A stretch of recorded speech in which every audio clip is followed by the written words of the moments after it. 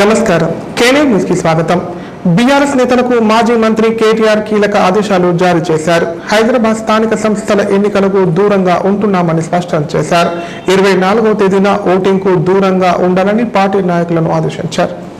హైదరాబాద్ స్థానిక సంస్థల ఎమ్మెల్సీ ఎన్నికల్లో పోటీకి దూరంగా బీఆర్ఎస్ ఉండనుంది. ఈ ఎన్నికల్లో పోటీ చేయడం లేదని బీఆర్ఎస్ పార్టీ వర్కింగ్ ప్రెసిడెంట్ మాజీ మంత్రి కేటీఆర్ ప్రకటించారు.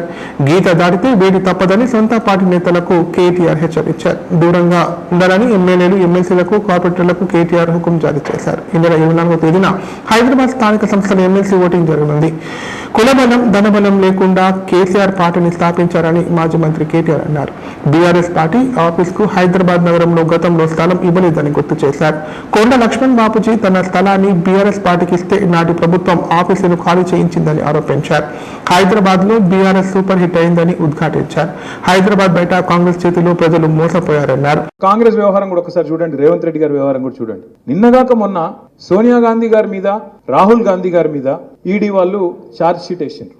నేషనల్ హెరాల్డ్ అని ఒక స్కామ్ ఏదో అయింది, 2000 కోట్ల కుంభకోణం అని చెప్పి వాళ్ళ మీద ఛార్జ్ షీట్ వేసి A1గా సోనియా గాంధీ, A2గా రాహుల్ గాంధీని పెట్టారు. మొత్తం దేశమంతటినేమో కాంగ్రెస్ ఏడాడుందో అక్కడ లొల్లి చేసిండ్రు. బీజేపీని, మోడీని తిట్టుకుంటూ బయటకు వచ్చి నిరసనలు చెప్పారు. ఇక్కడ కూడా ఏదో చేసినట్టు మహేష్ కుమార్ గౌడ్ పాపం ఇంకా కొంతమంది పోయి లొల్లి పెట్టినట్టు చేసిర్రు. కానీ రేవంత్ రెడ్డి మాత్రం ఒక్క మాట మాట్లాడలేదు ఈరోజు వరకు. ఏది వాళ్ళ నాయకత్వం మీద, వాళ్ళ టాప్ లీడర్షిప్, సోనియా గాంధీ, రాహుల్ గాంధీ మీద కేసు అయితే, ఛార్జ్ షీట్ అయితే, దేశంలో ఉన్న కాంగ్రెస్ వాళ్ళందరూ మాట్లాడుతుంటే రేవంత్ రెడ్డి మాత్రం కుయ్యి లేదు, కయ్యి లేదు, సడి లేదు, సప్పుడు లేదు. ఎందుకు అంటే ఒక గంత దృఢమైన బంధం, చోటే బాయిది బడే బాయిది, అంత దృఢమైన బంధం అన్నట్టు. ఆయన కాపాడుతాడు, ఈయన కాపాడుతాడు. సెంట్రల్ యూనివర్సిటీ భూముల్లా బుల్డోజర్లు పంపిండు రేవంత్ రెడ్డి, అక్కడ జింకలు చంపుతుండు అని చెప్తే నేను ప్రధానమంత్రి గారిని అడిగిన, అయ్యా ప్రధానమంత్రి గారు, నీకు సంవత్సరానికి ఒకసారి యాదికి వస్తుంది తెలంగాణ. ఏప్రిల్ 2024లోనేమో ఆ రోజు అన్నావు ఇక్కడ RR ట్యాక్స్ వసూలు చేస్తారు, తెలంగాణలో అవినీతి రాజ్యం వెళ్తుందన్నావు. సంవత్సరం అయిపోయింది, యానివర్సరీ కూడా అయిపోయింది. మరి ఇంతవరకు దాని మీద ఏం కార్వాయి లేదు, దాని మీద ఏం సడి సప్పుడు లేదు, ఒక కేసు లేదు. ఏమైంది RR ట్యాక్స్ అని చెప్పి ఆరా తీసింది లేదు. మళ్ళీ ఇప్పుడు సంవత్సరానికి వచ్చి రేవంత్ రెడ్డి ప్రభుత్వం అరాచకం చేస్తున్నది, సెంట్రల్ యూనివర్సిటీలో బుల్డోజర్లు పంపుతుంది అంటున్నావు కదా. సెంట్రల్ ఎంపవర్డ్ కమిటీ రిపోర్ట్ ఇచ్చింది, స్పష్టంగా రిపోర్ట్ ఇచ్చింది. ఇలా ఫైనాన్షియల్ ఫ్రాడ్ జరిగింది, తప్పకుండా ఇన్వెస్టిగేటివ్ ఏజెన్సీలు ఇలా రావాలి, ఎంక్వైరీ చేయాలని చెప్పి వాళ్ళు సుప్రీంకోర్టు అపాయింట్ చేసిన కమిటీ రిపోర్ట్ ఇచ్చింది. మరి రిపోర్ట్ నీ కాడు ఉంది కదా, వెంటనే ఇప్పుడే CBIనో CVCనో వెంటనే పంపి, నిజంగా నువ్వు రేవంత్ రెడ్డి ఒకటి కాకపోతే ఇన్వెస్టిగేషన్ చెయ్యని అడిగిన, సప్పుడు లేదు. అమృత్ స్కామ్ జరిగింది, రేవంత్ రెడ్డి బామ్మర్దికి 1137 కోట్ల కాంట్రాక్ట్ ఇచ్చిండు, ఆయన కంపెనీకి అర్హతనే లేదు అని చెప్పి ఢిల్లీ దాకా పోయి షికాయత్ చేసిన, సప్పుడు లేదు. పొంగులేటి శ్రీనివాసరెడ్డి ఇంటి మీద, తెలంగాణ రెవెన్యూ మినిస్టర్ ఇంటి మీద ఈడీ రైడ్ అవుతుంది. రైడ్ అయ్యి కూడా 200 రోజులు దాటిపోయింది. ఇప్పటి వరకు ఈడీ కూడా చెప్పాడు, శ్రీనివాసరెడ్డి చెప్పాడు ఏం దొరికిందిరా అయ్యా అంటే. టీవీలలో మాత్రం స్క్రోలింగ్లు వచ్చినాయి, కౌంటింగ్ మెషిన్లు పోతున్నాయి, బాగా పైసలు దొరికినాయని వచ్చినాయి. ఏం దొరికిందో పరమాత్మకే తెలవాలి. ఇదంతా ఎందుకు చెప్తున్నా అంటే, 2 పార్టీలు తెలంగాణలో మాత్రం దొందే, ఇద్దరు ఒకటే. ఇద్దరు తెలంగాణ ప్రజల ప్రయోజనాలు వాళ్ళకి పట్టాయి, తెలంగాణలో ప్రజా పోరాటాలు వాళ్ళకి ఇష్టం లేదు, తెలంగాణ బాగుండు అంతకంటే ఇష్టం లేదు. భూభారతి చట్టాలపై ప్రజలకు అవగాహన కల్పించడానికి ప్రతి మండల కేంద్రాలలో సదస్సులు నిర్వహిస్తున్నామని కలెక్టర్ ఆశీష్ సాంగ్వాన్ అన్నారు. భూధార్ కార్డులో జారీ, రైతులకు ఉచిత న్యాయ సహాయం అందించడం జరుగుతోందన్నారు. ఈ చట్టంలో ఏమైనా ఇబ్బందులు, అనుమానాలు ఉంటే నివృత్తి చేసుకోవచ్చని పేర్కొన్నారు. శనివారం మిసాన్పల్లి, ఎల్లారెడ్డి, నాగిరెడ్డి రైతు వేదికల్లో భూభారతి చట్టంపై నిర్వహించిన అవగాహన సదస్సులలో కలెక్టర్ ఆశీష్ సాంగ్వాన్ పాల్గొన్నారు. సందర్భంగా కలెక్టర్ మాట్లాడుతూ భూభారతి చట్టం ఏప్రిల్ 14 నుండి ప్రారంభించడం జరిగిందని తెలిపారు. చట్టంపై ప్రజలకు, రైతులకు అవగాహన కల్పిస్తున్నామని చెప్పారు.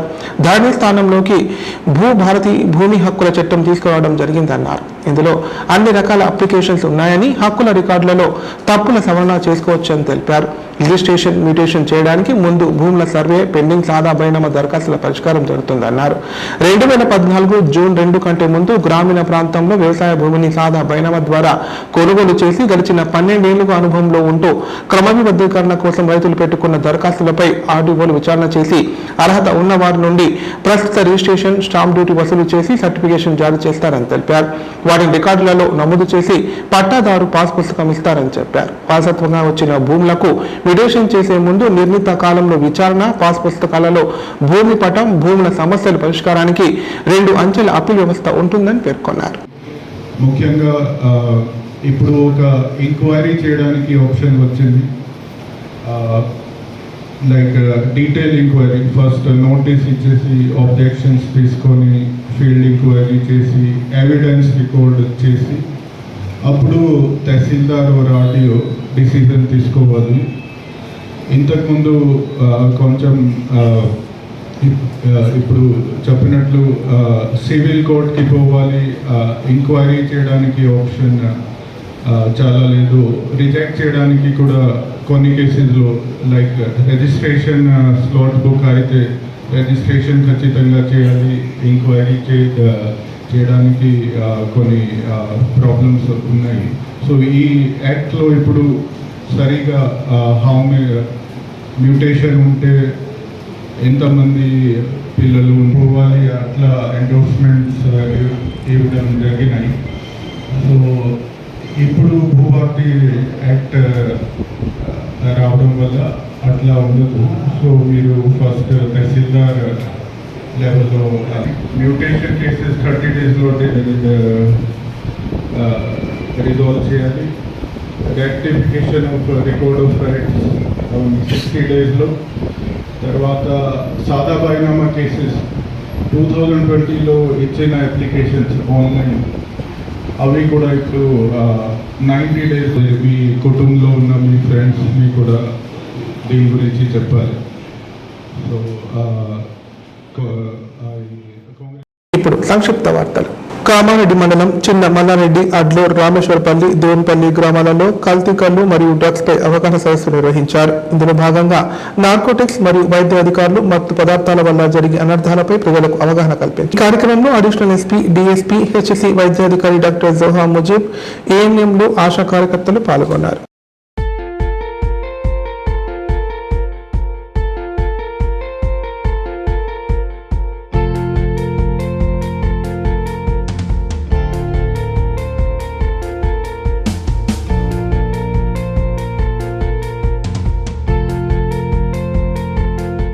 ఇందల్వాయి మండలం సిర్నాపల్లి శ్రీ లక్ష్మీ వెంకటేశ్వర స్వామి ఆలయ వార్షికోత్సవ వేడుకలు అంగరంగ వైభవంగా నిర్వహిస్తున్నారు. ఇందులో భాగంగా వేద పండితుల ఆధ్వర్యంలో అర్చనలు, అభిషేకాలు, స్వామివారి కళ్యాణం కళ్ళ పండుగలా జరిపించారు. ఈ ఉత్సవాల్లో భక్తులు భారీ సంఖ్యలో పాల్గొని స్వామివారిని దర్శించుకొని మొక్కులు చెల్లించుకున్నారు. నిజామాబాద్ జిల్లా ఇందల్వాయి మండలం సిర్నాపల్లి గ్రామంలోని శ్రీ లక్ష్మీ వెంకటేశ్వర స్వామి ఆలయ వార్షికోత్సవ వేడుకలు ఘనంగా నిర్వహిస్తున్నారు. ఈ బ్రహ్మోత్సవాల్లో భాగంగా వేద పండితుల మంత్రోచ్చరణల మధ్య స్వామివారికి అర్చనలు, అభిషేకాలు, గణపతి పూజ, పుణ్యవచనం తదితర ప్రత్యేక పూజా కార్యక్రమాలు చేపట్టారు. అనంతరం శ్రీ లక్ష్మీ వెంకటేశ్వర స్వామి కళ్యాణం నేత్రపర్వంగా జరిపించారు. ఈ వేడుకల్లో భక్తులు భారీ సంఖ్యలో పాల్గొని స్వామివారి కళ్యాణం తిలకించి తరించారు. భక్తులకు ఎలాంటి ఇబ్బంది కలగకుండా ఆలయ కమిటీ ఆధ్వర్యంలో అన్ని ఏర్పాట్లు చేశారు.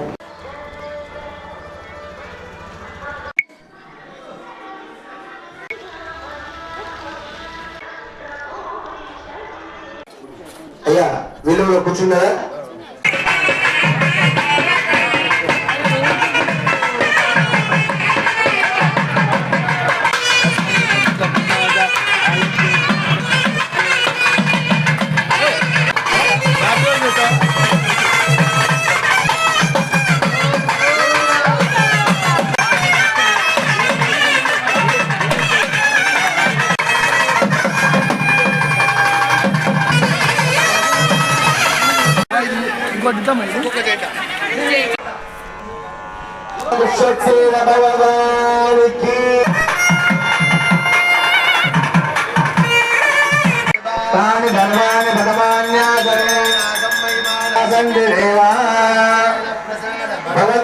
స్వయం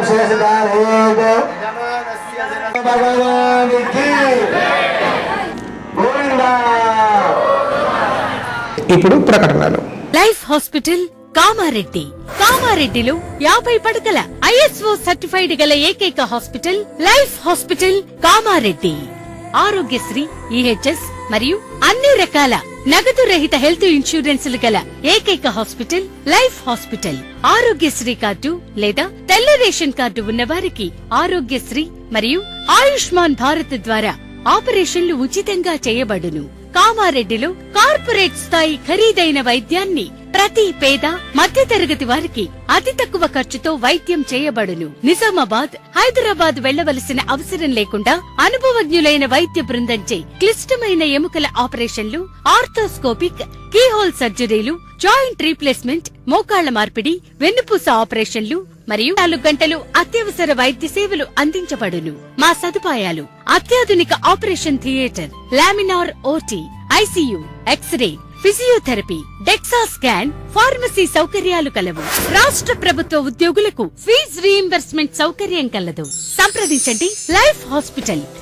తెలంగాణలో మొట్టమొదటిసారిగా అధునాతన పద్ధతిలో నరాల, మానసిక, sex, alcohol, fits treatment, AC intensive care unit ఇప్పుడు మన నిజామాబాద్ లో doctor B Keshavulu MD psychiatry, Osmania గారి ఆధ్వర్యంలో అన్ని సదుపాయాలు గల అత్యాధునిక అతిపెద్ద హాస్పిటల్ ప్రారంభించబడ్డది. నరాల బలహీనతలు, తలనొప్పి, ఫిట్స్, పళ్లు బిగపట్టడం, భయం, గుండెదడ, డిప్రెషన్, ఒంటరితనం, మంత్రాలు చేతబడి చేశారని అనుమానపడటం, వ్యతిరేకమైన ఆలోచనలు, తన గూర్చి మాట్లాడుకుంటున్నారని, చంపడానికి వస్తున్నారని భ్రమపడటం, ముట్టిందే ముట్టటం, కడిగిందే కడగటం, సెక్స్ లో బలహీనత, శీఘ్రస్ఖలనం, హస్తప్రయోగం, సెక్స్ లో తీవ్ర అసంతృప్తి, భార్యాభర్తల మధ్య అనుమానాలు, పిల్లల అల్లరి, అతికోపం, మతిమరుపు, చదువులో వెనుకబాటుతనం, alcohol, cigarette, gutka, Gul form బానిసైన వారికి స్పెషల్ ట్రీట్మెంట్. గమనిక: ఆధునిక ఏసీ వార్డు, అత్యంత విశాలమైన భవనం, అన్ని నరాల మానసిక సమస్యలకు మరియు ఆల్కహాల్ ను మాన్పించుటకు అడ్మిషన్స్ సౌకర్యం గల తెలంగాణలోనే అతిపెద్ద hospital doctor Keshavulu hospital. Bus stand ఎదురుగా లైన్, ఖలీల్వాడి, నిజామాబాద్. ఫోన్ 08462255189. కేంద్ర ప్రభుత్వం 44 చట్టాలను 4 కోడ్లుగా మార్చడానికి మరోసారి సిద్ధమైందని ఏఐటీయూసీ నాయకులు అన్నారు. అదానీ, అంబానీలు బీజేపీ ప్రభుత్వానికి పెద్ద కొడుకులుగా పనిచేస్తున్నారన్నారు. సుప్రీంకోర్టు జీవోలను అమలు చేయకుండా కేంద్ర ప్రభుత్వం ఇష్టారాజ్యంగా పాలిస్తోందని ఆగ్రహం వ్యక్తం చేశారు. కామారెడ్డి జిల్లా ఏఐటీసీ కౌన్సిల్ సమావేశం స్థానిక ఆర్ఎండ్బి అతిథి గృహంలో నిర్వహించారు. ఈ సమావేశానికి ఏఐటీసీ రాష్ట్ర అధ్యక్ష కార్యదర్శులు ఎండి యూసుఫ్, ఎస్ బాలరాజు, ప్రముఖ న్యాయవాది విఎన్ నరసింహారెడ్డిలు హాజరయ్యారు. సందర్భంగా మాట్లాడుతూ కేంద్ర ప్రభుత్వం 44 చట్టాలను 4 కోడ్లుగా చేయడానికి మరోసారి సిద్ధమై అంబానీ, అదానీలకు తాకట్టు పెడుతుందన్నారు. ఇప్పటికే ఎల్ఐసి, బ్యాంకింగ్, రవాణా రంగాలు అంబానీ, అదానీలకు అప్పజెప్పిన చరిత్ర బీజేపీ ప్రభుత్వాన్ని చెప్పారు. కార్మిక చట్టాలను సుప్రీంకోర్టు జీవోను అమలు చేయకుండా ఆర్టీసీ, సింగరేణి లాంటి ప్రైవేటు వ్యక్తులకు అడవి సంపద, ఛత్తీస్గఢ్ లాంటి ప్రాంతాలను కూడా ఖనిజ సంపద కోసం అంబానీలకు, సామ్రాజ్యవాదులకు అప్పచెప్తున్నారన్నారు. అక్కడ ఉన్న కార్మిక వర్గాన్ని, నిరుపేదలను అర్బన్ నక్సలైట్ పేరుతో అరెస్టులు చేసి అమాయక గిరిజనులను వేధించడం జరుగుతుందని చెప్పారు. ప్రజాస్వామ్య దేశంలో నిరుపేదలను సైతం జీవించే హక్కును కాపాడుతున్నారని చెప్పారు. 18 గంటలు పనిచేసిన కార్మికులకు కనీస వేతనం ఇవ్వకుండా, పీఎఫ్ సౌకర్యం కల్పించకుండా, సుప్రీంకోర్టు జీవోలను అమలు చేయకుండా ఇష్టారాజ్యంగా బీజేపీ దేశాన్ని పాలిస్తోందన్నారు. మే 20న దేశవ్యాప్త సమ్మెకు సిద్ధం కావాలని అన్ని కార్మిక సంఘాలకు పిలుపునిచ్చారు.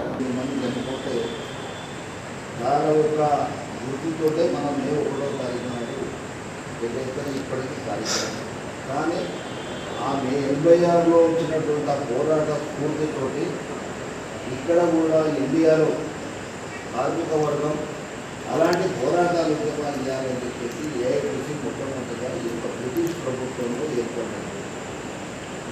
ఆ రోజు అంటే ఇప్పుడు అక్టోబర్ 31, 2020లో ఏఐటీసీ ఏర్పడితే ఇప్పటిదాకా చూసుకున్నారు. మీకు అన్ని చట్టాలు చెప్పింది. అవన్నీ ఏఐటీసీ పోరాటాల వల్ల, ఉద్యమాల వల్లనే ఆ చట్టాలు వచ్చినాయి. 1952 వరకు ఈ దేశంలో మరొక సంఘం లేదు ఏఐటీసీ.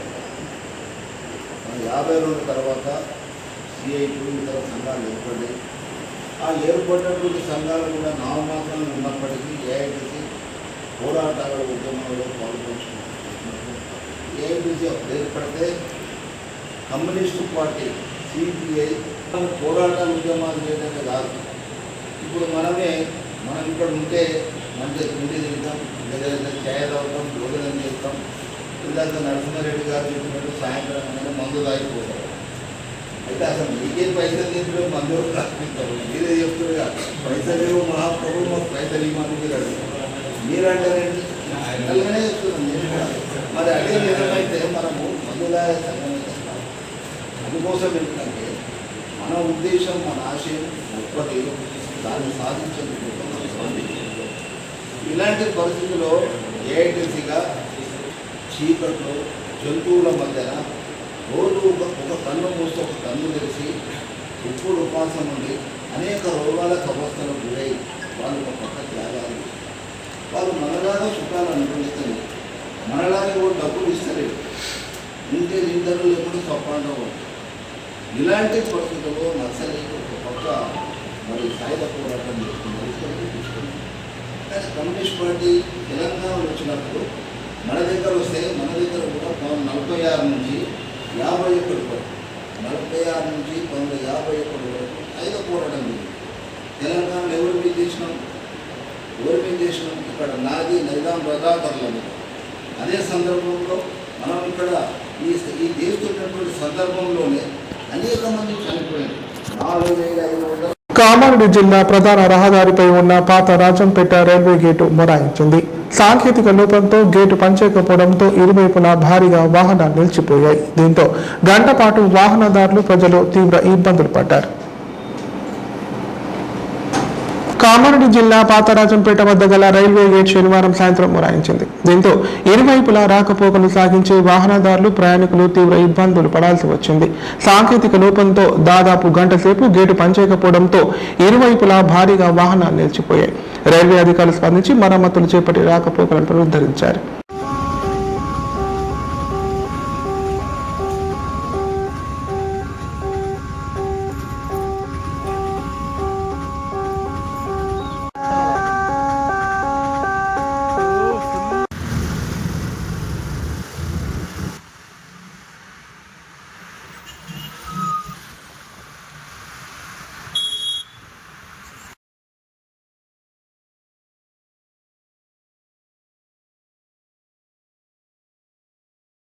వార్తలు ఇంతటితో సమాప్తం. తిరిగి ప్రసారమయ్యే వార్తలు మళ్ళీ కలుద్దాం. అంతవరకు సెలవు. నమస్కారం.